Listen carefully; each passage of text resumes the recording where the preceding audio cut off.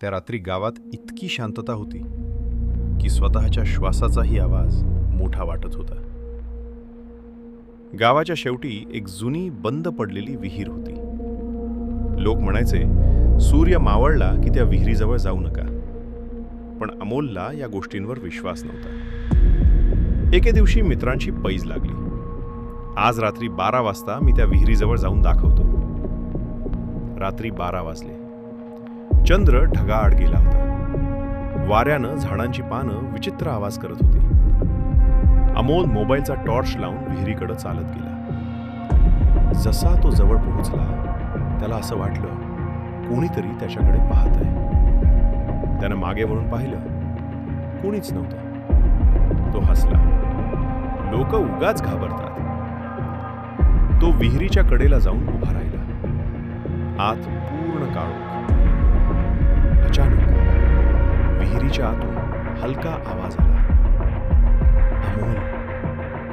त्याच्या अंगावर काटा आला. तो थिजून गेला. परत आवाज आला.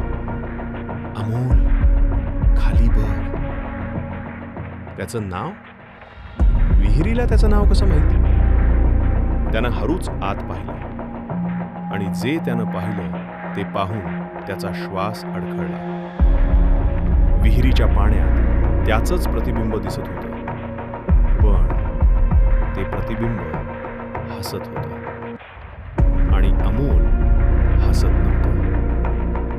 प्रतिबिंबानं हात वर केला, पण अमोलनं हात हलवला नव्हता. त्याचं हृदय जोरात धडधडायला लागलं. अचानक विहिरीतून पांढरा हात बाहेर आला आणि त्याच्या पायाला धरला. अमोल किंचाळला.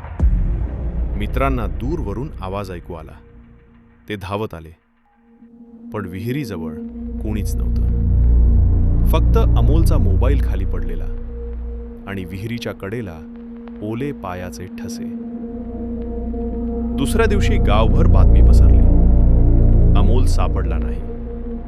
आजही त्या विहिरीजवळ रात्री गेला तर पाण्यात तुमचंच प्रतिबिंब दिसेल, पण ते तुम्ही नसाल.